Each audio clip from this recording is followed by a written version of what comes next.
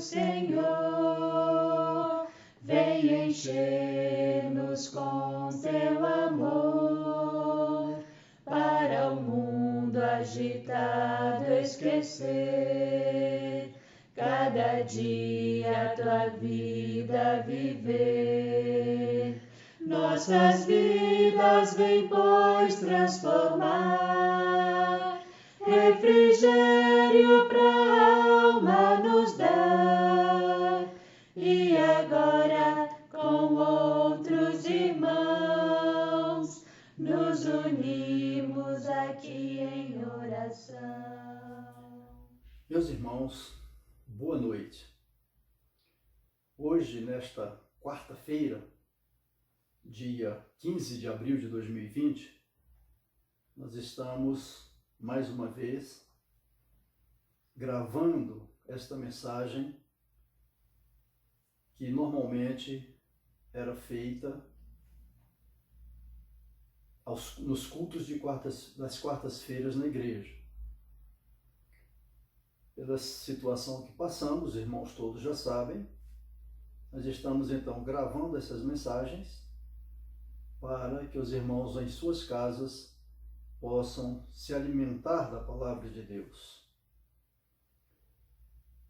Hoje, dando continuidade aos estudos que nós estamos fazendo em 1 Tessalonicenses, capítulo 5, nós veremos os versos de 19 a 21. E dizem assim esses versos: não extingais o espírito, não desprezeis as profecias, examinai tudo, retende o bem. Vamos orar. Pai de amor, te louvamos porque mais uma vez temos a oportunidade de ler a tua palavra, que é viva, que é eficaz, que transforma vidas. Pai Celestial, conceda-nos a bênção de entender a tua palavra e de transmiti-la, e que ela seja compreendida por quantos ouvirem, por quantos puderem assisti-la. Muito obrigado por esses momentos. Que esta palavra fale profundamente aos nossos corações. Com perdão dos nossos pecados é que suplicamos estas bênçãos. Amém. Meus irmãos, na quarta-feira passada, nós vimos que o crente deve se regozijar sempre, deve orar sem cessar e em tudo deve dar graças. Muito bem, hoje nós veremos a partir do verso 19, que diz o seguinte: não extingais o espírito. Esse verso nos ensina que o crente não deve apagar a influência do Espírito Santo em sua vida. Isso quer dizer que não devemos ignorar os dons que o Espírito Santo nos concedeu.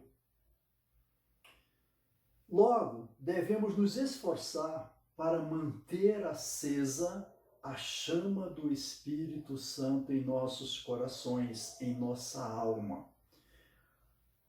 Pastor, mas é possível então extinguir, abafar a ação do Espírito Santo na vida do ser humano? Bem, sim, isso é possível. É possível. E como isso acontece? Isso acontece nas nossas vidas quando nós cedemos ao pecado. Quando nós sabemos que estamos pecando e mesmo assim continuamos a praticar o pecado.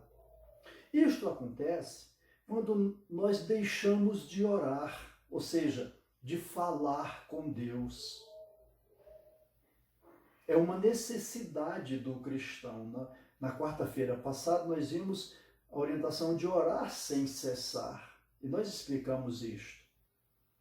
Então, nós abafamos a ação do Espírito Santo em nossas vidas, ou extinguimos esta ação, não o Espírito, é a ação dele em nossas vidas, quando deixamos de orar. E também quando deixamos de ler e obedecer a palavra de Deus.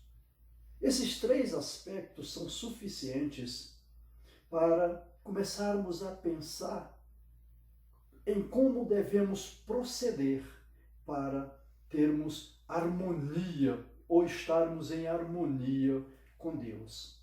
E essa explicação, então, nos leva a uma pergunta.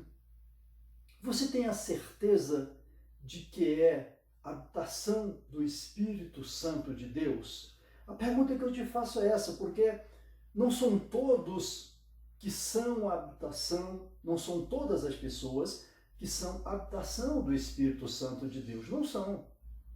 E a minha pergunta é esta para você nesta noite. Você tem a certeza de que o Espírito Santo de Deus habita em você? Bom, o apóstolo Paulo nos ensina que recebemos o Espírito Santo no momento em que cremos em Jesus Cristo como nosso Senhor e Salvador. Naquele instante, naquela sua experiência com Deus, naquele instante que você aceita Jesus como Senhor e Salvador, você recebe o Espírito Santo de Deus. Vejamos o que nos diz 1 Coríntios 12, 13. Diz assim esse verso: pois todos nós fomos batizados em um Espírito, formando um corpo, quer judeus, quer gregos, quer servos, quer livres, e todos temos bebido de um Espírito.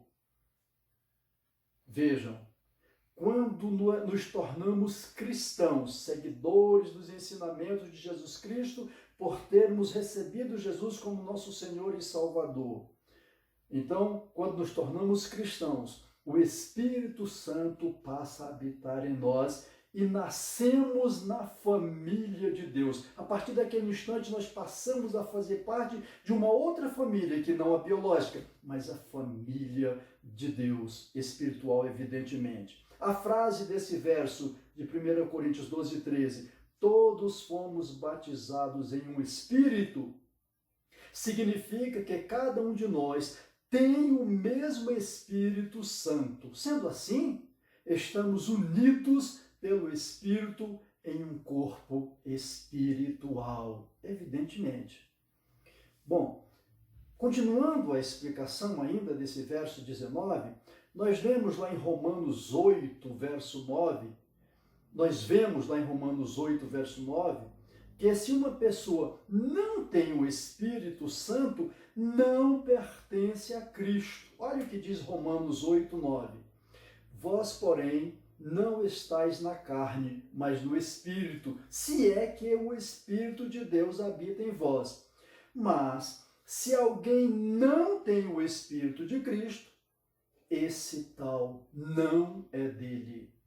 Vejam a seriedade desse verso. Cada um de nós precisa se perguntar: eu tenho o Espírito Santo? Ele habita em mim? E se habita em mim, ele está agindo, eu estou permitindo que ele haja normalmente em minha vida? E se a sua conclusão for, não, ele não habita, eu não sou a habitação do Espírito Santo, isso é triste. Isso causa preocupação a todos nós.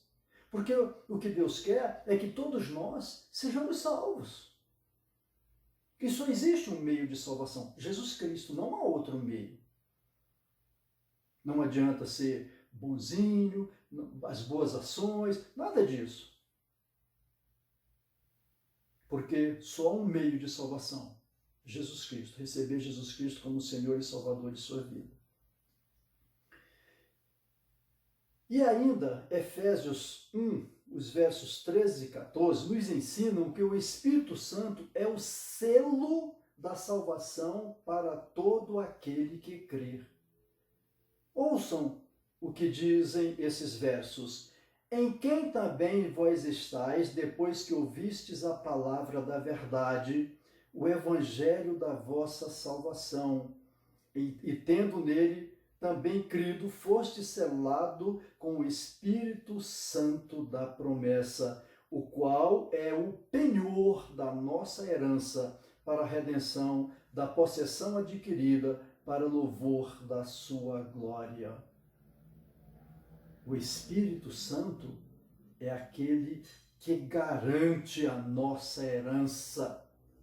E a herança do cristão é viver na presença de Deus depois que deixar esta terra. Mas enquanto não formos para lá, para a presença de Deus em Espírito, aqui mesmo nesta terra, o Espírito Santo deve estar na direção de nossa vida. Você deve deixar ele agir na sua vida de tal forma que a sua vida tenha paz, tenha alegria em meio às dificuldades, em meio aos vendavais.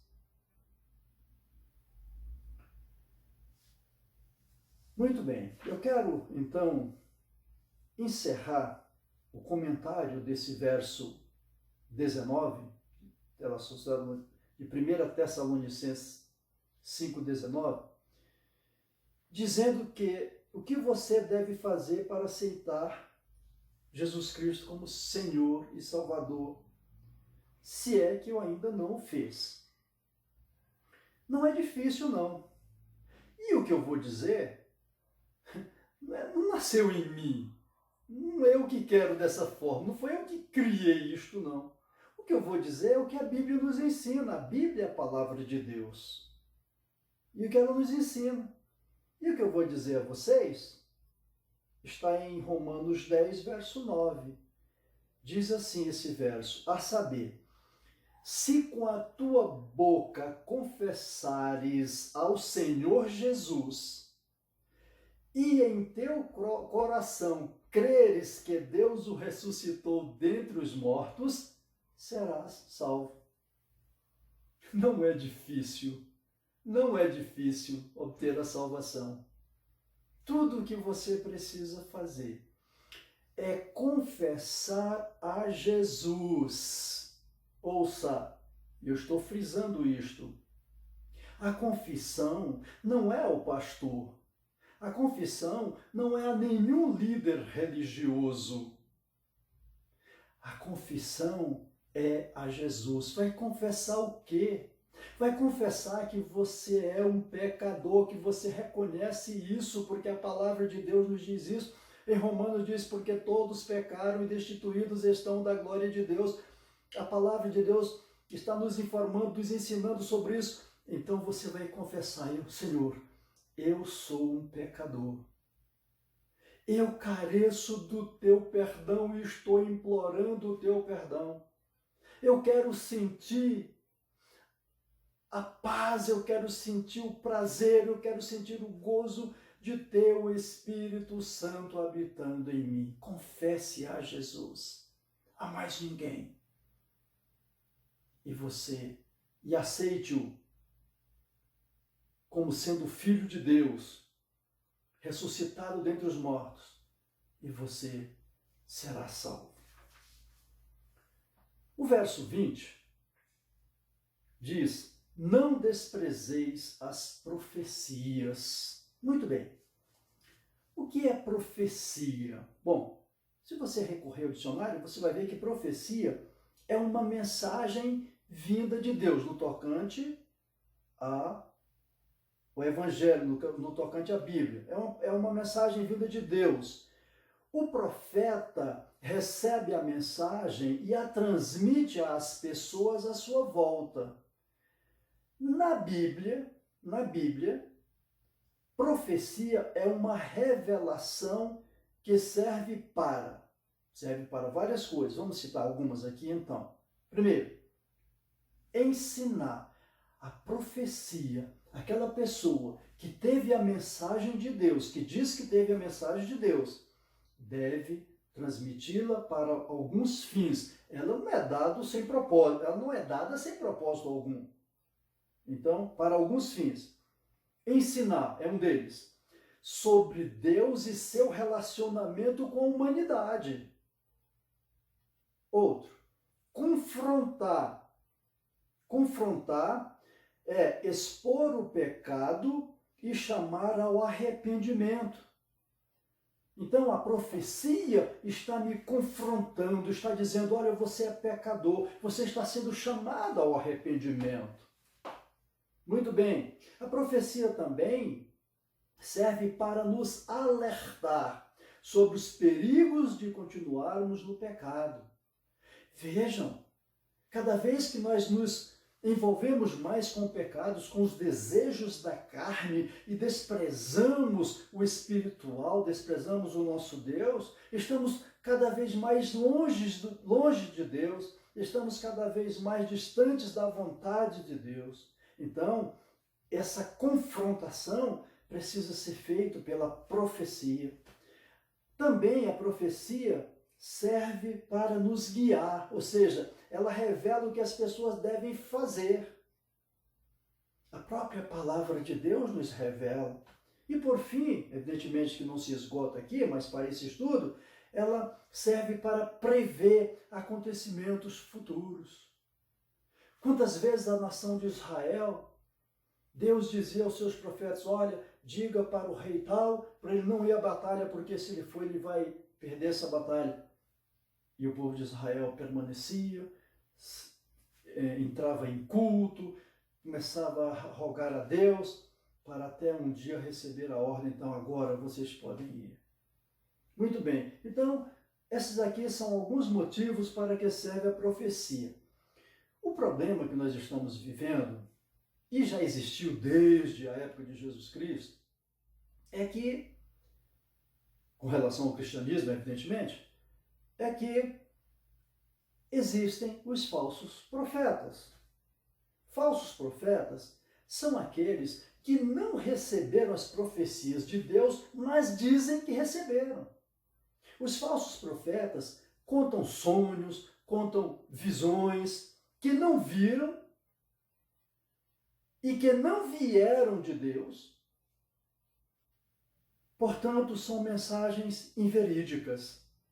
Elas criam aquelas mensagens e dizem que são de Deus. Esses falsos profetas criam as mensagens e dizem que são de Deus. Deus está contra os falsos profetas, porque mentem em seu nome. E esses que fazem assim estão mentindo. E Deus fica contra eles. Lá em Jeremias 23, o verso 32, nos dá esse ensinamento. Quando eu estou afirmando aqui que Deus fica contra os falsos profetas, não é eu estou inventando isso não. Vamos ver lá o que diz em Jeremias 23, 32. Diz assim, Jeremias 23, 32.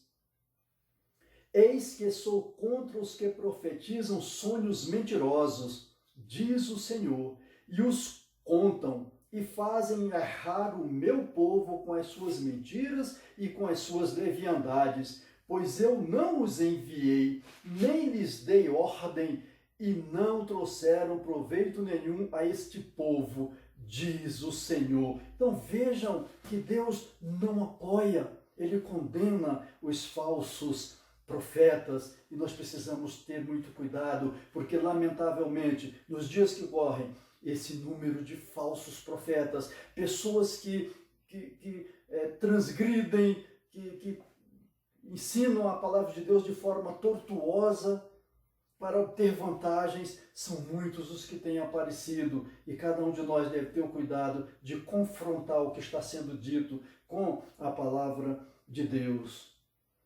Meus irmãos, no verso 20, não são apenas ensinos escatológicos, ele não está falando apenas de ensino escatológico. A escatologia é a ciência que estuda os acontecimentos do fim. Então, a escatologia, no verso 20, quando diz, não desprezei as profecias, essas profecias não dizem respeito apenas aos acontecimentos do fim, os acontecimentos escatológicos, não, mas todo o conteúdo das Escrituras. Paulo disse em 1 Coríntios 14:3 que as profecias falam aos seres humanos, edificando, exortando, consolando. A igreja precisa incentivar e nunca desprezar a edificação, a exortação e o consolo. É importante, é necessário, é primordial que a igreja intensifique, que a igreja incentive os seus membros a nunca desprezar a edificação. Vamos edificar uns aos outros, vamos auxiliar uns aos outros, vamos exortar uns aos outros e o consolar uns aos outros. Isso nos une mais, isso nos traz resistência às setas inflamadas do inimigo contra nós. É preciso ficar muito claro que não existem novas revelações de Deus fora das Escrituras. Deus não vem trazer outras revelações fora das Escrituras. Mesmo que um anjo viesse do céu e pregasse alguma novidade fora da Bíblia, deveria ser anátema. O que é o anátema? É o maldito, é o opróbrio. A revelação de Deus está contida nas Escrituras. Deus fala pelas Escrituras. Daí a necessidade de cada um de nós, quando ouvir qualquer ensinamento, onde você estiver, não importa onde você esteja, se alguém estiver falando algo, dando ensinamentos tortuosos que você acha que não estão de acordo com a Bíblia, você recorrer à Bíblia, porque Deus tem na sua palavra ensinamentos que confirmam ou que contradizem o que muitos falsos profetas estão dizendo e ensinando por aí. Por fim, no verso 21, diz: examinai tudo, retende o bem. Meus irmãos, como cristãos, devemos examinar com todo cuidado as profecias, conferindo as palavras desses profetas com a Bíblia Sagrada.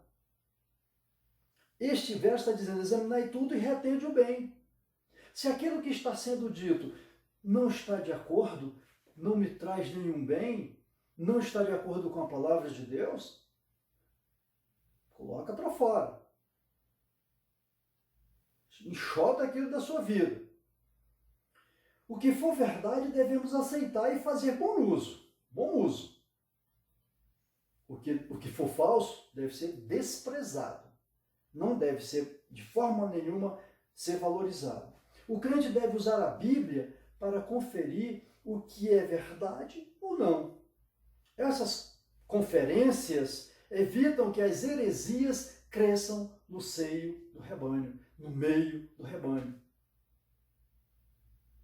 Precisamos conferir o que está sendo dito pelas pessoas que vivem no meio cristão, para ver se elas não estão querendo tão somente olhar para si próprias e tirar proveito da massa cristã, do rebanho.